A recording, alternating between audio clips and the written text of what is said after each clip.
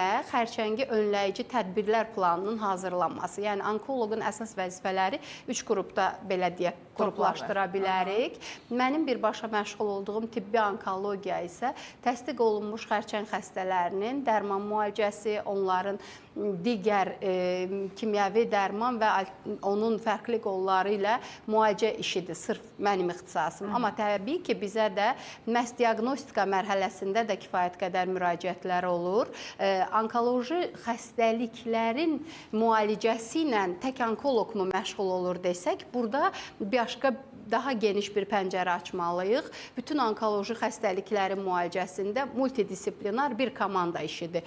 Burada həkim-onkoloq, tibbi onkoloq çox aparıcı bir qüvvədir, çox mərkəzdədir, amma onun çox güclü bir komandasında mütləq şəkildə cərrahiyyə ilə məşğul olan onkoloq olmalıdır, şüa terapiya ilə məşğul olan onkoloqu, həmin materialın dəqiq diaqnostikası üçün patahistoloq, görüntüləmələrin dəqiq araşdırılması üçün diaqnostik radioloqlar və sonraki mərhələdə xəstənin müalicə etapında köməkçi xəstənin həyat keyfiyyətini yaxşılaşdırmaq məqsədi ilə bu komandaya yeni-yeni əlavə olunur psixoloqlar və dietoloqlar. Yəni, bu bir multidisiplinar komandadır. Yəni, bir onkoloji xəstəyə keyfiyyətli xidmət göstərmək üçün bu komandanın bütün üzvləri yerində olmalıdır ki, o xəstə sağalsın. Sağalsın məsələsinə gələndə, ümumiyyətlə, sizin müşahidələriniz nə göstərir? Siz neçə ildir artıq onkoloji? 17 ildir təcrübəniz var. Təcrübəniz nə göstərir? Artıb xəstəliklər, yoxsa indi daha dəqiq diaqnostik metodlar mı artıb? Nə düşünürsünüz bu haqda? Əslində, Ümumdünya Səhiyyə Təşkilatının da yaydığı statistikalara, illik qlobal xərçəng statistika xüsusi veb saytlardan insanlar özü də izləyə bilər. Xəstəliyin rast gəlmə tezliyi artır. Təəssüf ki, burada bir neçə faktor var. Bir, genetik mutasiyalar artır. İnsanların həyat şəraitində məruz qaldığı kanserogen amilin miqdarı artdığına görə daha öncə 50-55 yaşında bir hüceyrə mutasiyaya uğrayıb xərçəngə dönüşə bilmirdisə, indi o faktorların sayı çoxdur deyə xəstəliyin sayı artıb, daha çox gəncləşib, daha öncə çox yaşlı şəxslərdə xərçəng olurdu və həmin dövrün başqa bir onkoloji patologiyasından biz xəstəni itirirdiksə, burada xərçəng diaqnostika olunmadan da o insan ölmüş olurdu və bunu bilmirdik biz.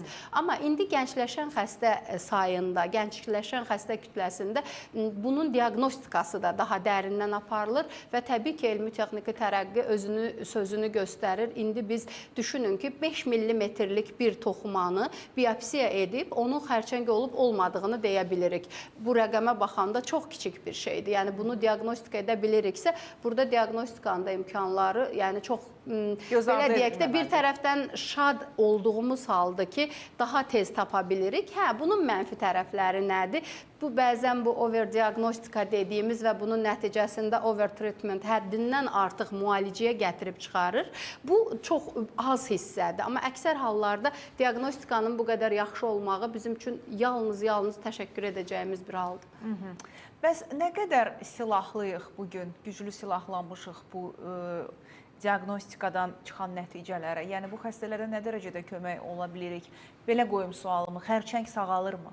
Əslində, burada belədir. Bütün xərçəng növləri bir mənalı şəkildə çox erkən mərhələdə çox-çox yaxşı şansları var. Elementar misal verirəm, süd vəzi xərçəngi, ağciyər xərçəngi erkən mərhələdə aşkar ediləndə 5 il ən az bizdə tibbi göstərici belədir də 5 illik yaşam müddəti 98-99% olur. Düşünün, yəni 100 xəstədən 98-99%-i 5 il tam sağlam yaşayır. Sonra zaten sizlə, bizlə eyni risk qrupuna düşür.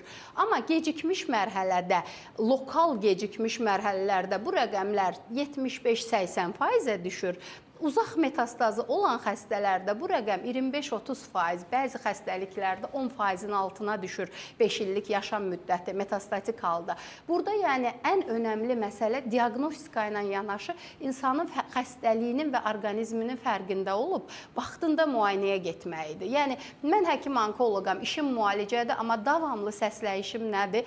Siz vaxtında müayinə olunun, erkən müayinə olunun. Sizin xəstəlik nə qədər erkən mərhələdə aşkarlansa, həm müalicə yolunuz daha qısa olacaq, həm də ki, orada keçdiyiniz əziyyətlər daha az olacaq və uzaq nəticəniz daha yaxşı olacaq. Aldığınız nəticəni əldə saxlamaq da daha asan olacaq. Yəni, indiki halda bizim bu insanlara tibbi diaqnostikanın imkanlarını dəyərləndirmək üçün nə lazımdır? Xəstə həkimə gəlməlidir. Yəni, müayinəyə vaxt ayırmalıdır. Başqa hər şeyə ayırdığımız zamandan bir qismini də öz müayinəmizə ayırmalıyıq. Amma bir reallıq da var ki, biz həkimə getməyə qorxuruq. Hələ onkoloqa getməyə birdən nəsə çıxar.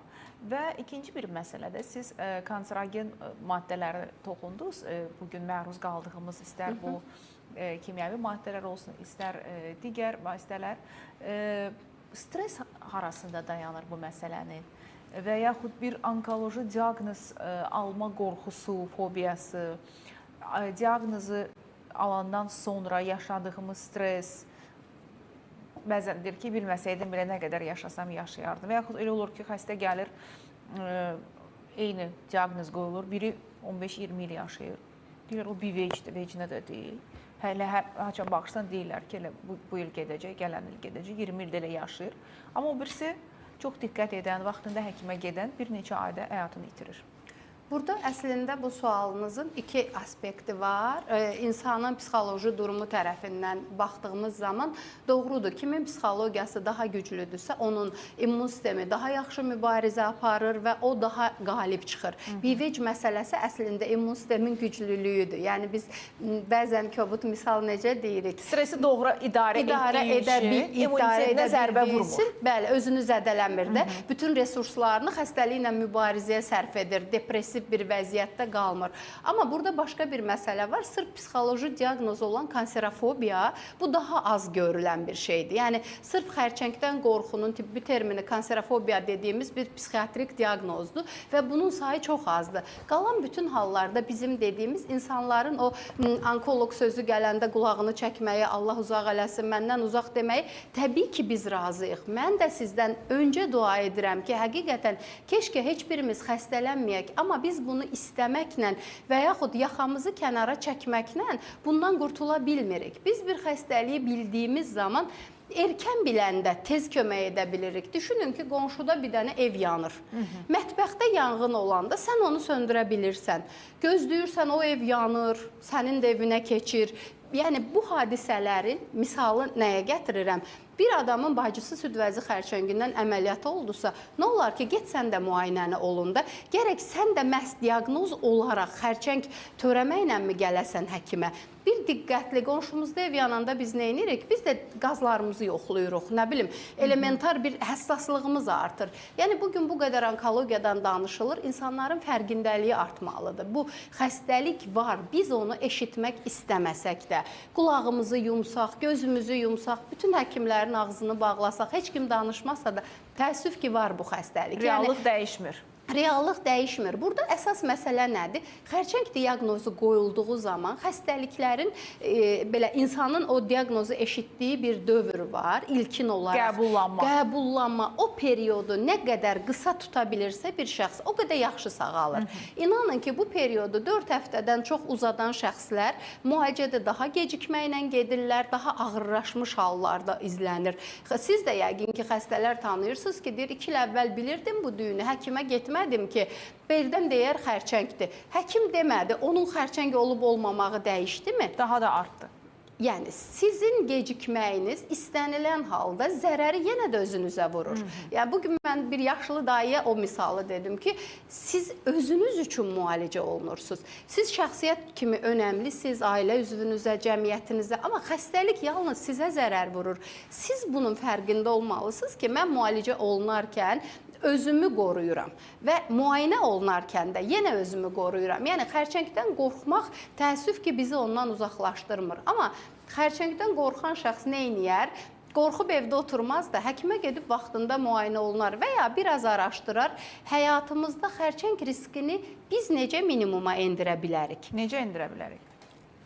Xərçəng riskini necə minimuma endirə biləriyin iki aspekti var. Bizdən asılı olan amillər və bizdən asılı olmayan. Bizdən asılı olmayanı biz heç cür dəyişə bilmərik. Ən azından bugünkü gün. Genetik. irsi xüsusiyyətlərimiz, hər hansı bir gen mutasiyamızın olmağı, məsələn, BRCA 1-2 gen mutasiya daşıyıcısısansa, sən artıq 50% bir risk altındasan. Sən bunu dəyişə bilməzsən. Yəni mən özüm riskdə olub-olmadığımı öncədən bilə bilərəm. Öncədən bilə biləcək, şikayətim olmasa risk altında olduğumu necə biləcəm? Bir, məsələn, həkim mütəxəssislə danışdığın zaman ən azından bir irsi araşdırma, o sorğu-sual deyirik, anamnez toplamaq. O anamnezin içində yaxın qohumlarında xərçəng olma hadisəsi və yaxud sənin iş mühitin, məruz qaldığın zərərli amillər, qidaların, şiş önü xərçəng önü hansısa bir xəstəliyin varmı? Məsələn, biz hamımız necə bilirik? İstifadəsi. Bəli, zərərli vərdişlərin səni hansı xərçəngə apara bilər? Biz bunları biləndə ümumi nədən və necə qoruna bilərik və ya ilk olaraq harda nəyi araşdırarıq, bunu biləcəyik. Təsəvvür eləyin ki, 30 il siqaret çəkmiş bir 55 yaşında kişi öskürür, bəlğəmində qan var, normal ailə həyatı, normal məişəti var. Biz bunda təbii ki, vərəm axtarmayacağıq. Təbii ki, öncə xərçəng fərqindəliyi olub, ağciyər xərçənginin araşdırıb, İnkar etsək nə gözəl, nə şanslı. Həkim də şanslı, xəstə də ki, burada onkoloji patologiya aşkarlanmadı. Amma xərçəngdən qorxub da aylarla pnevmoniyadır, soyuq dəyib, vərəmdir deyib, vaxtımızı öldürdüyümüz zaman kimə ziyan edirik? Yenə özümüzə. Yəni, xəstəlik gizlənmir. Biz gizlənsək də xəstəlik biz onu görmək istəməsək də, o var orada. Biz sadəcə onun, belə deyək, xəstəliyə qarşı daha silahlı olmaq üçün 2 yolumuz var. 1, özümüzü tanıyıb əlamətləri tez biləcəyik. 2, bildiyimiz xəstəliklə bugün tibbin imkan verdiyi ən yaxşı üsullarla mübarizə aparacağıq. Ən yaxşı üsulları sizlə biz ayrıca danışa bilərik təbii ki. Maraqlıdır və bir məsələ də var ki, bugün xərçəngin tiplərinə bölsək, yəqin ki, siz daha çox süd vəzi xərçəngi görürsünüz Azərbaycanda və son illərdə bildiyim qədərlə bağırsaq xərçəngi də artıb və belə bir deyim var ki, insanlar arasında belə bir söz gəzir. İndi siz onu tamaşaçılara təsdiqləyirsiniz və ya inkar edərsiniz ki, hamımızın bədənində xərçəng var, sadəcə onu gərək oyatmayasan. Bax, burada loru dildə dedim, daha sadə, amma eşitmişsiniz yəqin sizdə. Onkogen genlər deyən xərçəng, potensial xərçəng olan genlər hamımızda var, hüceyrələr hamımızda var. Amma gün ərzində bizim bədənimizdə hüceyrələr necədir? Bölünür də, 1-dən 2 yaranır, 2-dən 4 və yaranan hər yeni hüceyrə əvvəlkinə oxşuyur. Bəzən orqanizmdə bu hüceyrə bölünərkən, belə deyək də, dırnaq arası çaşır, yolunu azır. Əvvəl yarandığı hüceyrəyə oxşamır. Oxşamadığı zaman bədən dərhal onu tapır, immun sistemimiz onu məhv edir. Hər gün onu məhv etməsələr, biz hamımız hər gün yeni bir xərçəngə yoluxarıq. Amma elə olmur. İmmun sistem bununla mübarizə apara bilir. 2 halda biz xərçəng oluruq. Ya bu immun hüceyrələr həmin o yeni yaranan hüceyrəni tanıya bilmir. Bilmir ki, bu məndən deyil, fərqli bir hüceyrədir. Və yaxud da ki, yeni yaranan hüceyrə elə maskalanır ki, özünü göstərmir immun sistemə. Bu 2 halda biz artıq xərçəng xəstəsi kimi həkimə qədər gedirik. Ona qədər halda doğrudur, hər gün bizdə yeni xərçəng hüceyrələri yaranır və immun sistemimiz onunla mübarizə aparıb məhv edir. Və biz o mübarizədə immun sistemin onu tanıya bilməsi üçün doğru həyat tərzi, kiloya nəzarət, zərərli amillərdən uzaq durma məhz bu hissədə işimizə yarayır. Amma o hüceyrə bölünüb ki, yeni bir xərçəng hüceyrəsi yaratdı, biz ona çox təsir edə bilmirik. Çünki orada artıq genetik amillər öz sözünü deyir. Onda belə çıxır ki, xərçəng xəstəliyi bizim immun sistemimizin zəifliyindən yaranır. Yəni, immunitetimizi o yaranan yeni hüceyrələrini tanımaması və ya onu öldürə bilməməsi nəticəsində o hüceyrələr başlayır artmağa və biz nəticədə xərçəng xəstəsi oluruq. Təəssüf ki, belədir və bugünkü gün tibbin ən yaxşı inkişafı nədir? Onkologiyada immunoterapiya. Məhz bu zəif nöqtəni bağlamağa, o boşluqda qəbd deyirik, bir qırıq var orada boşluq, onu qapadan müalicə üsulları daha effektlidir. Məhz öz daxili resursumuzu bu müalicə prosesinə cəlb edərək biz burada daha yaxşı nəticə alırıq. Nəinki hər yaranan şiş hüceyrəsini öldürməyə çalışmaq. Yəni bu düşünün də oyunlarda görürsünüz. Yəni yaranmasının qarşısını almaq daha məqsədə uyğundur. Nəinki yaranandan sonra onları bir-bir tapıb öldürmək. Təbii ki. Maraqlıdır. İndi verilişimizin ikinci yarısında mən istəyirəm biz danışaq həm kimyoterapiyadan ki, bundan xəstələr qorunur, həmçinin də türkə çarələrdən ki, sodalı su xərçəngi öldürür, nə bilim, xərçəng şəkər yeyir və s. və s. Belə el arasında gəzən sözlər var ki, mən istəyirəm ki, buna açıqlama gətirəsiniz və elmi olaraq elm nə deyir, protokollar nə deyir, bu haqda danışaq. Biz davam edəcəyik dostlar. Nəzərinizə çatdırım ki, qonağımız doktor Pərvanə Rüstəmovadır, həkim-onkoloq, Ege Hospitalda çalışır. Bu dəqiqələrdə reklamlara keçməliyik. Reklamlara keçmədən öncə sponsorlarımıza təşəkkürümü bildirim. Verilişimizin baş sponsoru Ştada şirkətidir. Ştada şirkəti Vitaprost preparatını sizə təqdim edir. Xroniki prostatit və sidik ifrazı pozğunluqları 40 yaşından sonra kişilərdə tez-tez rast gəlinən problemdir və Vitaprost prostat vəzinə məqsəd yönlü təsir göstərən bir preparatdır. O iltihabı azaldır, qan dövranını yaxşılaşdırır və xəstəliyin simptomlarını aradan qaldırır. Vitaprost kişi sağlamlığı vacib olduqda istifadə etməzdən öncə həkiminizlə məsləhətləşin. Təşəkkür edirik baş sponsorumuz Ştada şirkətinə. Digər təşəkkürümüz idman həkimi Fərid Səlimovdur. Fərid Səlimov üçündür. Çünki Fərid Səlimov Böyük Britaniya təsirli idman həkimidir və fizioterapevtik yanaşmayla sizin xidmətinizdədir. Diz, onurğa, çiyin, əzələ ağrılarından artıq daha tez və müalicəvi idmanla müalicə oluna bilərsiniz. 055 318 83 94 nömrəsinə zəng etməyiniz kifayətdir. Otağımızda bir fil var. Biz onu arıqlatmalıyıq ki, o qapıdan çıxsın. Qapı cərrahiyyə yoludur. Arıqlatmaq bu kimyoterapiyadır. Biz dərman müalicəsi ilə, mən bunu çox kobud, hər kəsin anlayacağı bir misaldır. Nəyə görə? Yəni şişin ölçüsünü mü kiçildirsiniz? Kiçildirik. Öncəki verdiyimiz kimyoterapiyada məqsəd o şişi kiçiltməkdir ki, cərrah bunu texniki rahat çıxara bilsin. Xəstənin orqanizm bütövlüyünü zədələmədən, başqa heç bir fəsada yol açmadan və şişi tam şəkildə çıxartdığımız zaman bu da bizi sağalmaya aparır.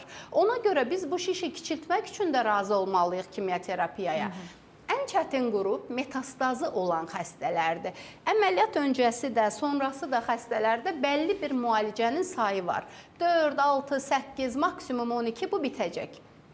Amma metastatik xəstələrdə bizim yolumuz bugün onkologiya, bu cür xəstələr üçün xroniki bir xəstəlik kimi müalicə olunur.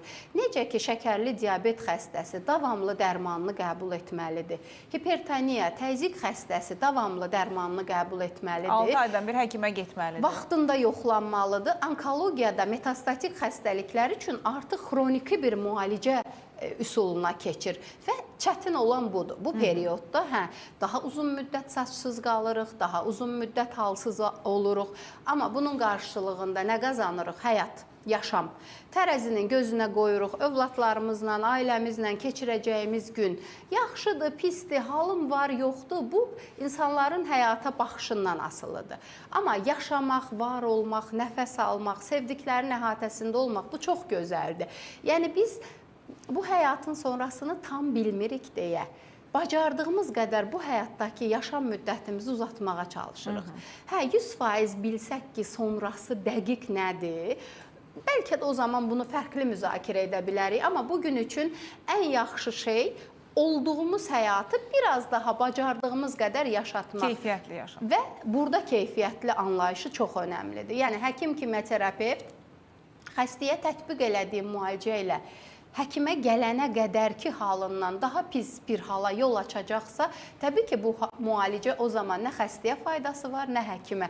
Önəmli olan odur ki, tətbiq elədiyimiz müalicə həm xəstəliyə faydalı olsun, həm də ki, xəstənin həyat keyfiyyəti yüksəlsin. Onkoloji xəstənin çox az gözləntiləri var. Nə istəyir? Ağrısı azalsın. Bir görünən, qanayan, törəməsi varsa, xorası varsa, o yığılsın. Və yaxud da ki, bir qoxulu ifrazat varsa, o azalsın. Yəni, çox bəsit bir şeylərdən xoşbəxt olur əslində bu şəxslər. Bu mərhələ xəstələr. Təbii ki, biz istəyərik ki, onların sayı çox az olsun. Bunun da qarşısını yalnız və yalnız vaxtında müayinə ilə ala bilərik. Yəni bizim önləyici tədbirlərimiz şəxslər özü müayinədə iştirak etmədikcə mümkün deyil. Cəmiyyətə sehirli toz, bir sehirli çubuq yoxdur ki, hər kəsin evinə o işığı göndərəsən və heç kimə xərçəng getməsin, hamını qorusun, bir xüsusi şüşə yoxdur. Siz, biz hamımız yalnız vaxtında müayinə ilə özümüzü qoruya bilərik, başqa heç cür. Pərvanə xanım, çox təşəkkür edirəm belə aydın izahat üçün. Kimyoterapiya əməliyyatdan öncə olunur, yoxsa sonra olunur? Yəni bu necə seçirsiniz, hansı xəstəyə nə vaxt olunacaq? Bu kim verir bu qərarı? Bu qərarı verir multidisiplinar komandada xəstə müzakirə edilən zaman xəstəliyin mərhələsi və xəstəliyin alt tipi. Ola bilər ki, biz daha çox süd vəzindən misal veririk, amma mədə xərçəngi olsun. Məsələn, birinci mərhələ çox erkən dövrdə birbaşa əməliyyata gedə biləcəyi halda eyni mədə xərçəngi xəstəsi ikinci və ya üçüncü mərhələdə mütləq əməliyyatdan öncə kimyoterapiya almalıdır. Bunların bəlli bir beynəlxalq standartla əsaslanmış protokolları var.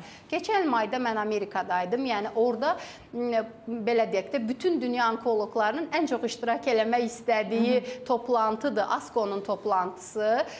Düşünün, 54 min həkim var idi o tədbirdə. Bu nə deməkdir? Dünya üzrə çox mötəbər bir toplantı idi və orada da hər il yenilənir bu protokollar. Hansı mərhələdə əməliyyat öncəsi kimyoterapiya aparılmalıdır, hansı diaqnozda əməliyyat sonrası kimyoterapiya aparılmalıdır. Məsələn, bəzən deyirik qonşumuzda Fatma xalada birbaşa süd vəzində məndən böyük törəmə var idi, əməliyyata getdi. Mənə amma həkim deyir ki, kimya al. Bunun marağı nədir? Bunun marağı sənin xəstəliyinin alt tipidir. Süd vəzi xərçəngində var üçlü negativ forma, hormon pozitiv, her pozitiv. Bunlara görə verəcəyimiz müalicə dəyişir. Xərçəngin növünə görə. Bəli.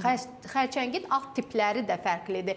Siz deyirsiniz, kimsə 20 il sürünə də yaşayır, hamı deyir, bugün sabah öləcək, ölmür. Çünki mülayim gedişli, daha müalicəyə yatımlı bir formasıdır. Bəzi xəstəlik növləri var ki, təəssüf ki, çox aqressivdir. Biz bunu ildırım sürətli gedişlə müşahidə edirik. Bu halda həkimin də, ailənin də yalnız şəxsə köməyi bu periodda mənəvi psixoloji dəstək və əziyyətinin az olması üçün çalışmaqdır. Biz danışırıq, pozitiv şeyləri deyirik, amma həmişə də qalib ola bilmirik. Həmişə də hər xəstəni qurtara bilmirik.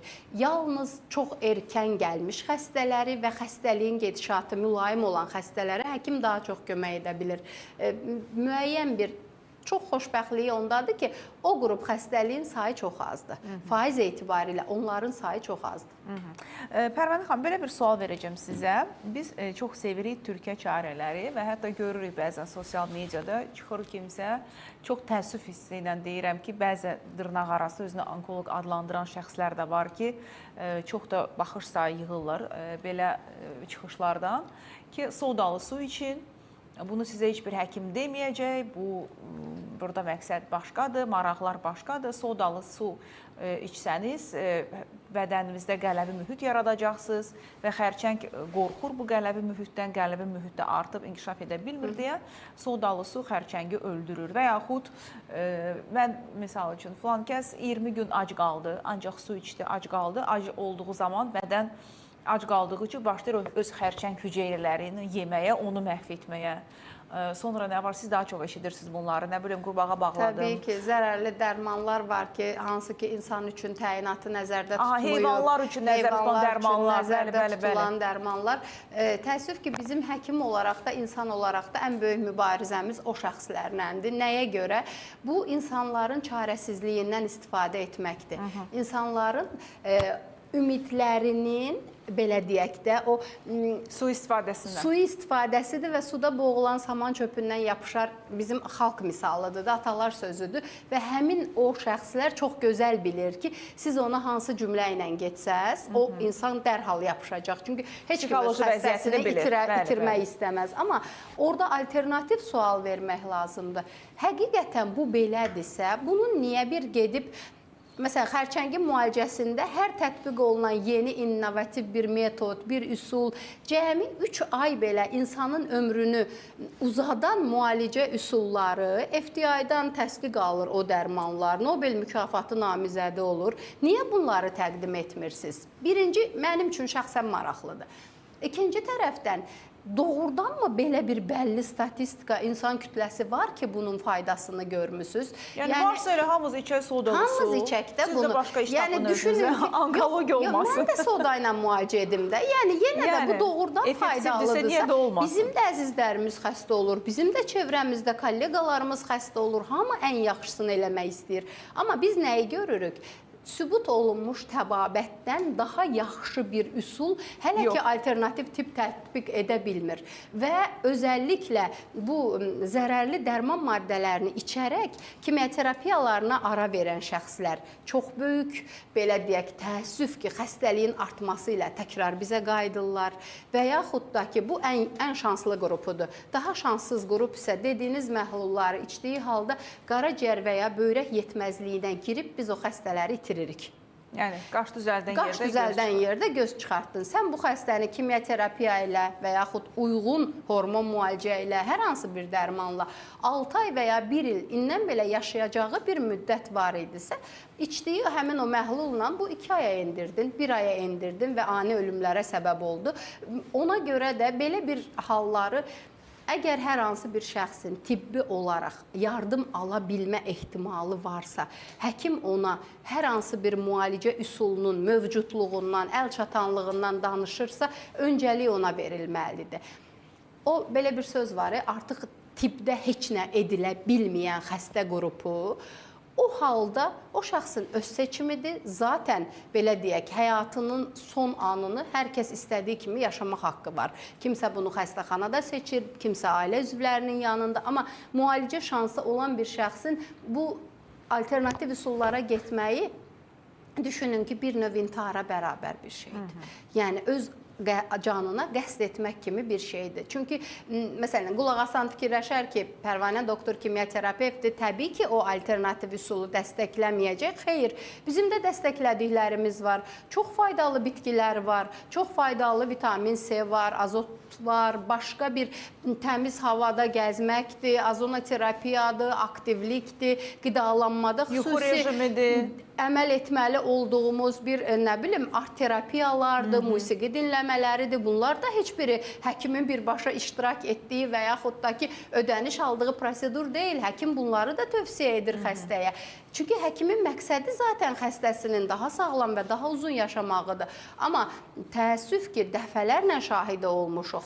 Bunun Azərbaycanın ən böyük bəlasıdır bəlkə də savadsız və cahil kütlənin ümidini yanlış istiqamətlə yönəldib, ondan istifadə etmək. Siz inana bilməzsiniz. Bu yaxınlarda Instagramda mən bir paylaşım eləmişdim.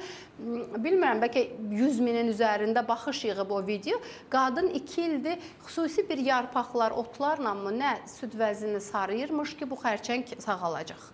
Xüsusi bir sabun həkim ona verirmiş ki, bununla yox, xərçəng sağalacaq. Necə gözəl dünyadır. Keşke bu üsulu bizə də öyrətsələr. Amma yoxdur belə bir şey. Yəni, kiminsə sizi aldatmağına icazə verməyin. O xəstə çox şükür, nəhayət ki, həkimə müraciət etməyə qərar verdi və biz bugün o xəstənin 6 həftəlik müalicə nəticəsini gördük. Qadın özü də deyir ki, keşke mən bilsəydim ki, bu belə bir şeydir. Mən özümü bu hala salmadan gələrdim. Vaxtında müraciət edərdim. Və inanın ki, bəzən olur o, kimsə səsləndirir, deyir, mən içmişəm.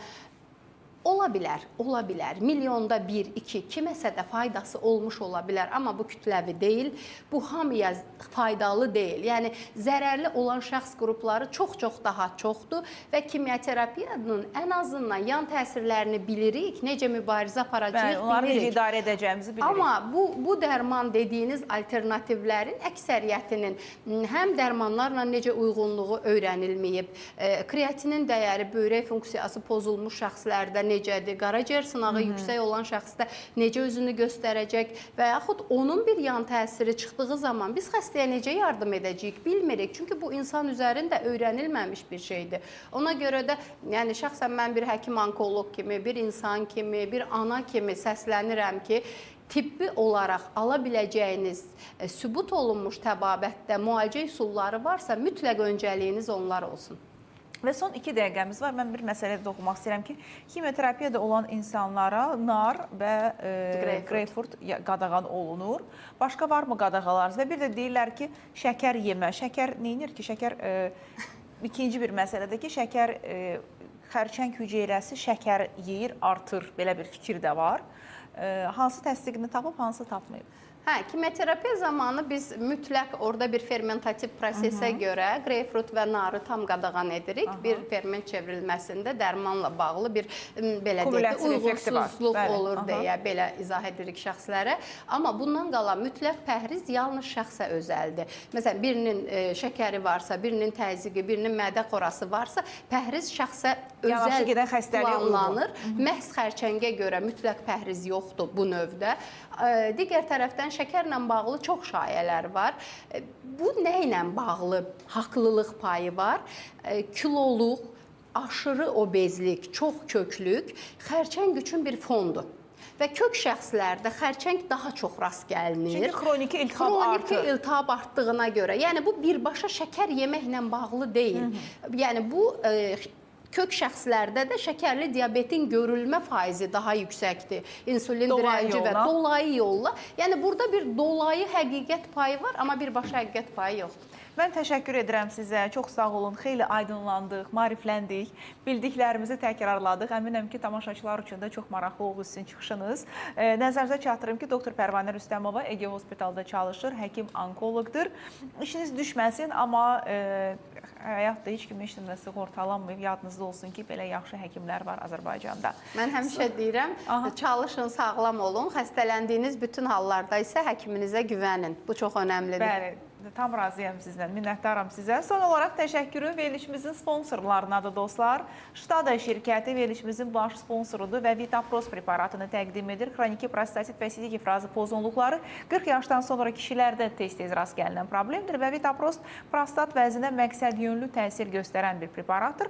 İltihabı azaldır, qan dövranını yaxşılaşdırır və xəstəliyin simptomlarını aradan qaldırır. Vitapros istifadə etmədən öncə mütləq həkiminizlə məsləhətləşin. Təşəkkür edirik Ştada şirkətinə.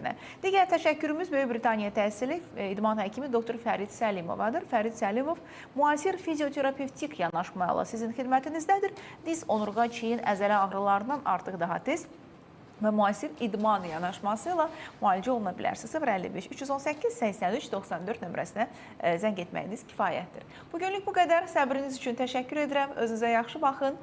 Sağlamlığınızı sağlam ikən qoruyun. Hələlik.